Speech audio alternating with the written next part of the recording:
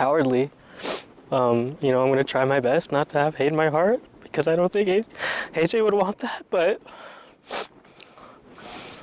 it's just, it won't bring him back, so what is there to do but to pray? Friends and family still reeling from the violence that shattered the Las Cruces community this weekend. Many still grappling with the heartbreak and searching for answers. Hello, everyone. Thanks for being with us on this somber Sunday. I'm Robert Olguin. Tonight, 4 suspects are behind bars in connection with Friday's mass shooting at Young Park in Las Cruces. 3 people are confirmed dead, 15 others injured. 20-year-old Thomas Rivas is the only suspect who's been identified by police. Rivas is charged with 3 counts of murder. He was arrested Saturday, according to police, along with an unidentified 17-year-old suspect. A third suspect, another 17-year-old, was arrested this morning. And according to police, a 4th suspect was also arrested today, a 15-year-old. According to investigators, the shooting stemmed from a confrontation between 2 groups at an unsanctioned car show. We spoke with the Doña Ana County District Attorney about whether he intends to prosecute the teenagers as adults. With a juvenile, basically there is a referral that is made to the juvenile probation office. That will be done tomorrow. But because these are murder charges and felonies, it will automatically come to our office to review. We will file a petition basically alleging the crimes, and at the same time that we will file a notice intending to seek adult sanctions against these 3 individuals. So we begin our live coverage from Las Cruces with KFOX 14 News at 9's Selena Madrid, who spoke to the family of a 16-year-old killed in that shooting. Selena, live tonight at Young Park. Selena. Well, it's a very eerie feeling being back at Young Park now that that crime scene is now clear. You can see those flashing police lights in the distance. Las Cruces police just here out of caution as this place throughout the night, once it opened up, once again, a lot of people showing up to pay their respects. Go ahead and take a look. As you can see, this is the makeshift memorial that we have seen be built over the last few hours. As you can see, candles, flowers, handwritten notes as people showing up to pay their respects, but also ponder on the tragedy that happened here in Las Cruces on Friday night.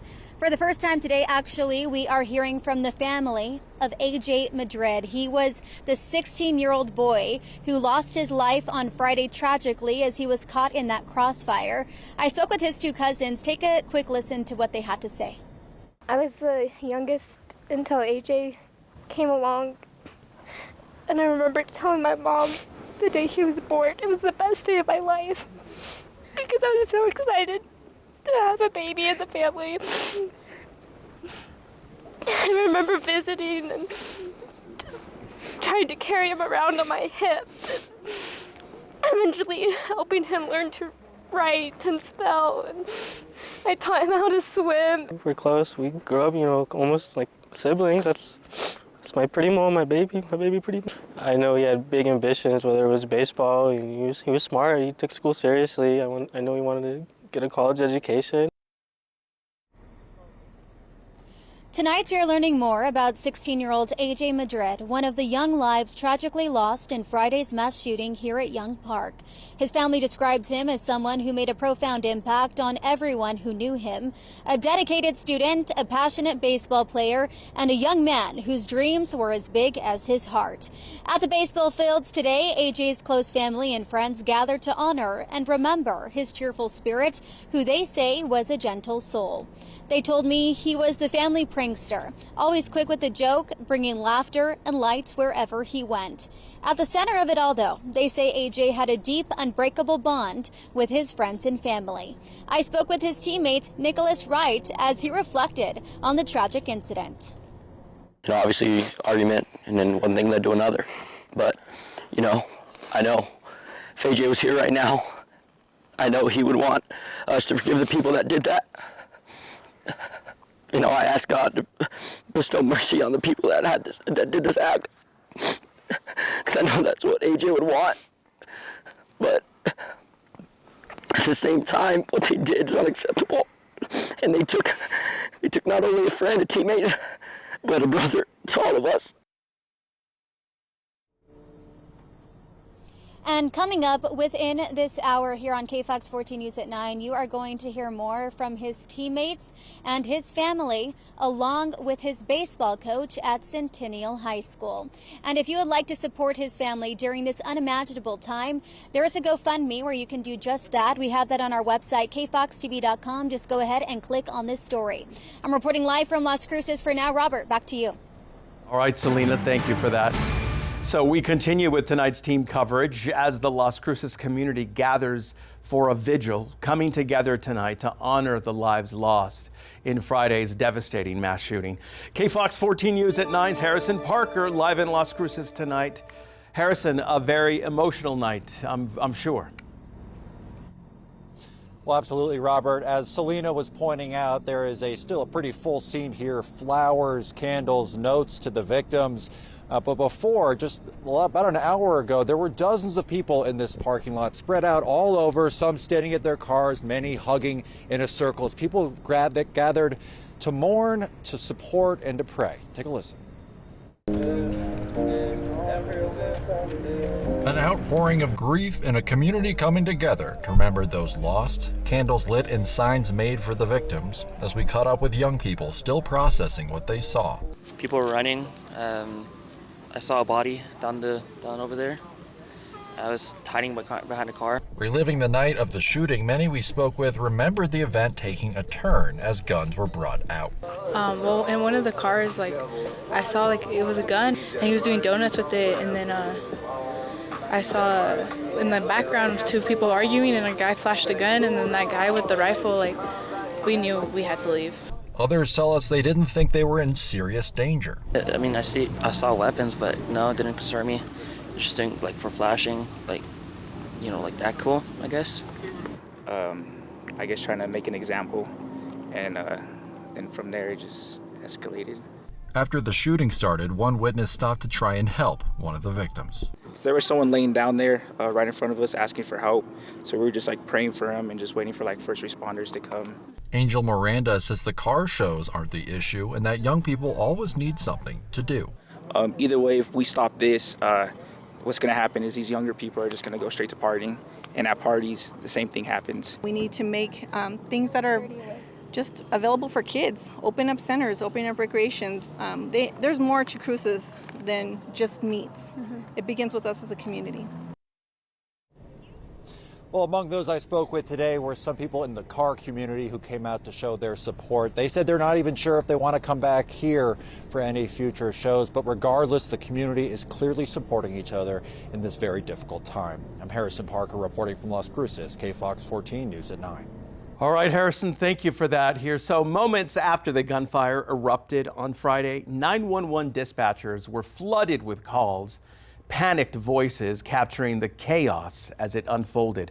KFOX 14 News at 9's Vania Castillo continues tonight's team coverage from our studio. Well, I've spent the day combing through 911 calls to bring you a look at what happened that night. Now, what you're about to listen to are the moments a stranger tried to save the life of Dominic Estrada, who would die, and Estrada's mother racing to get to him. Gunshot at Young Park. On Friday night, calls start pouring in about a shooting at Young Park in Las Cruces. Are you sure someone was shot, or did you just hear gunfire? Yeah, I'm sure. I'm not stupid. Panic, screams, chaos. Strangers rushing to save strangers. He's not breathing. This is 911. We're administering CPR. Man driving by pulls over, desperate to help as panic breaks out. Have a gunshot wound to the head? Yes. His call for help drowned out by one name. That name belonging to 19-year-old Dominic Estrada, one of the people who wouldn't make it out alive. I'm putting CPR on one. Do you have a good to the head? Okay, how many people are shot? Hey, I'm on the phone. How many people were shot? 3 GSWs. 3 GSWs? Yes, ma'am. One is on the head. Where's the shooter? One as we speak. As a stranger fights to keep Dominic alive, a race begins. My kid has been shot at Young Park. Your kid was shot? Okay. Yes, I'm Where on are the you? highway. one against time. What's your child's name? Jacob and Dominic. Okay, and how did you know your child was shot? Who told you? He just called me right now. I'm getting off the highway a moment. While reporting, I watched as a woman tries to push past the police barricade. She goes to police desperate for answers, and she's told they can't tell her anything. Caught between truth and uncertainty, she waits. Then the moment comes. Her body hits the ground, and it's her screams that fill the night as the body of 18-year-old Jason Gomez lies just feet away from her.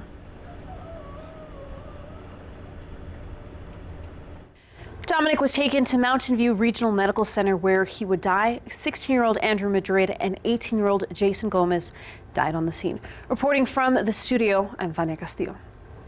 All right, so again, here's dispatchers in Las Cruces received dozens of calls on Friday, some frantic, some just trying to give police information, like a security guard at Memorial Medical Center in Las Cruces. Take a listen. 5 now. 5 now? 5 Yes. GSBs at Memorial Medical Center. Yes. Yes, they just walked in. Okay, males or females? So far I've seen one female. Actually, there's 2 females now.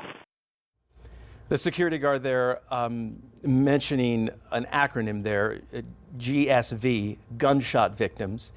What was said earlier in that really remarkable phone call was that he initially was reporting that there were 2, then 5 gunshot victims that made their way into the hospital that night.